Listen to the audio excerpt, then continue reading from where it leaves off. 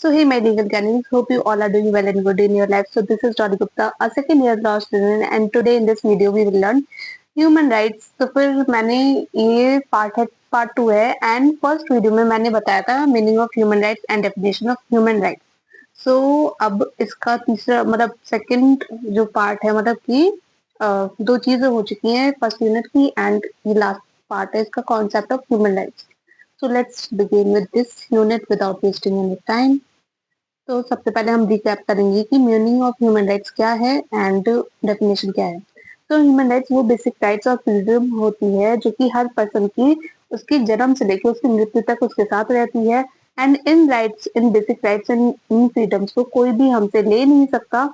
हालांकि इन राइट्स पर इन फ्रीडम्स पर कभी कभी रेस्ट्रिक्शन लग सकता है। रेस्ट्रिक्शन क्यों लग सकता है? रेस्ट्रिक्शन इसलिए लग सकता है अगर कोई पर्सन ब्रेक करता है लॉ को। लाइक मैंने कोई रेप कोई मर्डर किया या कोई भी मैंने ऑफेंस किया जो कि मतलब क्राइम है।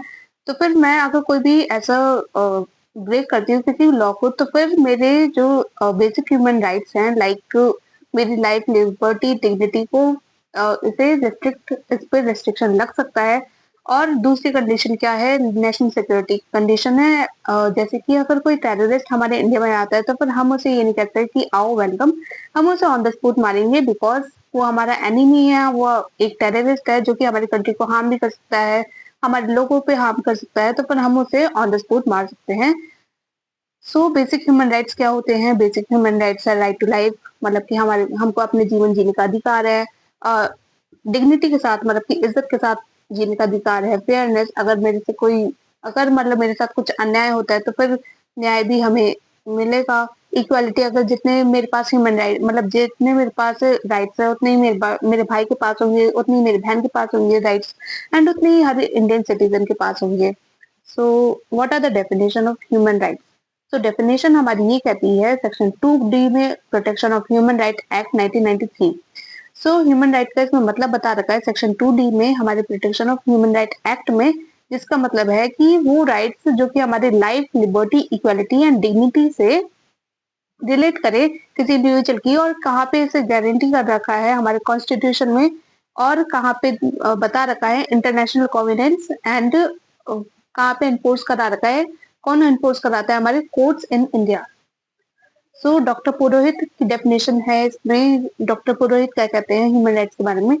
सो डॉक्टर पुरोहित ये कहते हैं कि जो बेसिक वैल्यूज हर ह्यूमन बीइंग की है जो कि इस दुनिया का पार्ट है, वो उसके पास इक्वल डिग्निटी है। मतलब कि जो भी इस दुनिया में जो भी ह्यूमन बीइंग है इस दुनिया में वो उसके पास इक्वल डिग्निटी एंड राइट्स है।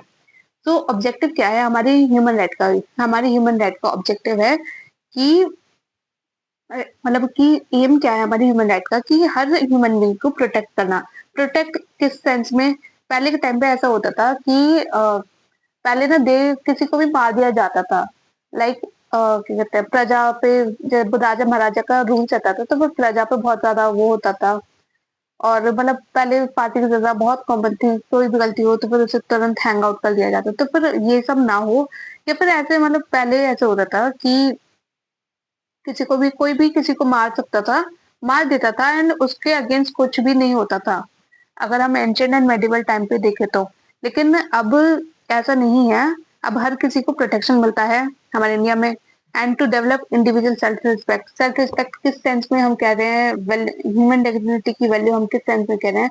पहले के टाइम में ऐसा होता था कि स्लेव सिस्टम चलता था मुगल्स के टाइम पे। स्लेव मतलब लोगों को ऐसे ही खरीदा और बेचा जाता था बाजारों में कि आपको अगर एक नौकर चाहिए, नौकरशाही चाहिए, तो फिर आप उसे किसी भी इंसान को पैसे में खरीद सकते हैं। तो फिर इस चीज को भी प्रोटेक्ट करने के लिए ह्यूमन राइट्स को लेके आया गया। एंड टू प्रमोट रिस्पेक्ट, हर किसी की रिस्पेक्ट हो, हर किसी की रिस्पेक्ट हो, अंडरस्टैंडिंग प्रमोट हो। और हमारी जो डाइवर्सिटी है, हमारे इंडिया में जो डाइवर्सिटी है, हिंदू मुस्लिम सिख ईसाई, ये सब प्रमोट हो। Not in the religion sense भी बट कास्टिज्म जितनी भी है, रीजनैलिटी है, अलग अलग लैंग्वेज है, तो फिर ये सब प्रमोट हो। तो इसके लिए भी ह्यूमन राइट्स लेके आए हमारे इंडिया में। टू प्रमोट डेमोक्रेसी, हमारे इंडिया में डेमोक्रेसी प्रमोट करने के लिए, सोशल जस्टिस और फ्रेंडशिप लोगों में और नेशन में प्रमोट करने के लिए। So what are the kinds of human rights? So there are the three kinds of human rights, that is civil and political rights, economic and social rights and collective rights. तो तीन प्रकार के हमारे rights होते हैं, तीन प्रकार के काइंड्स हैं हमारे ह्यूमन राइट्स के. सो फर्स्ट काइंड क्या है, सिविल एंड पॉलिटिकल राइट्स. वो राइट्स मतलब कि सिविल एंड पॉलिटिकल राइट्स में ये बता रखा है, वो राइट्स जो कि हमारे कॉन्वेनेंट, किस कॉन्वेनेंट्स में मेंशन है, सिविल एंड पॉलिटिकल में, जो कि किस कैटेगरी में आता है, that came under this category. और इनका ओरिजिन कहाँ पे हुआ था, 13th century in the Magna Carta. Magna Carta अभी कार्टा की मैं अभी एक स्टोरी बताऊंगी सोर्सेज ऑफ ह्यूमन राइट्स में. सो बेसिक ह्यूमन राइट्स कौन कौन से हैं, राइट टू लाइफ, लिबर्टी और प्राइवेसी, फ्रेंडशिप, डिग्निटी, ये सब है. And right to freedom from torture and inhuman treatment, ये सब है. एंड सेकंड क्या था, सेकंड था हमारा economic and social rights. So economic and social rights कहाँ पे क्या कहता है, these rights refer to economic and social rights which are considered to have been originated. मतलब ये जो इकोनॉमिक एंड सोशल राइट्स है, ये कहाँ पे ओरिजिनेट हुआ है, हमारे रशियन रिवॉल्यूशन में. मतलब कि इकोनॉमिक एंड सोशल राइट्स वो राइट्स होते हैं जैसे कि अगर हर हर इंसान की बेसिक नीड्स होती है, रोटी कपड़ा मकान, तो फिर ये हमारे कहाँ पे इवॉल्व हुए हैं, रशियन रिवॉल्यूशन में हमारे आए हैं. And Paris peace conference of 1990, इसमें हमारे इकोनॉमिक एंड सोशल राइट्स आए हैं. अब इसके एग्जाम्पल क्या है, रोटी कपड़ा मकान, ये हमारी बेसिक नीड्स होती है. एंड एडिक्वेट स्टैंडर्ड, मतलब कि हर किसी का स्टैंडर्ड ऑफ लिविंग हो, जब मतलब कि कोई भी भूखा पेट ना सोए, ये हमारे basic economic and social rights हैं. And what are the collective rights? So as we all know that we are the part of some community and caste. So like I am a Hindu and I belong from Banya community. So अगर मैं मतलब किसी भी हम सबके कोई ना कोई किसी न किसी कम्युनिटी से बिलोंग करता है, and individuals are also members, तो फिर ये कलेक्टिव राइट्स वो कहते हैं कि हर कोई किसी न किसी ग्रुप्स कम्युनिटी या फिर स्टेट से बिलोंग करता है. और तो फिर हमारे जो इंटरनेशनल लॉ है वो सिर्फ ये रिकॉग्नाइज, वो मतलब किसी की सिर्फ इंडिविजुअल राइट्स की बात नहीं करता, वो कलेक्टिव राइट्स की भी बात करता है. तो फिर ये होता है हमारे collective rights. So what are the sources of human rights, मतलब सोर्सेज की हमारे ह्यूमन राइट्स कहाँ से आते हैं. तो सबसे पहले हम 12th सेंचुरी, या not 12th century, that is in 13th century में हम बात करते हैं. 13th सेंचुरी में ये ह्यूमन राइट्स आते हैं. सो मैग्ना कार्टा की मैंने आपको बताया था किसमें, सिविल एंड पॉलिटिकल राइट्स में. तो मैग्ना कार्टा की थ्योरी क्या कहती है, मैग्ना कार्टा की थ्योरी कहती है, मैग्ना कार्टा एक ग्रेट चार्टर था जो कि चार्टर ऑफ राइट्स कहलाता है. और जिसपे किसने एग्री किया था, हमारे किंग जॉन ने एग्री किया था, जो कि इंग्लैंड के थे. 15 जून 1215 को, 15 जून 1215 में इस पे एग्री किया था, जिसमें कि पीस मेंटेन करना था, to make peace between the unpopular king.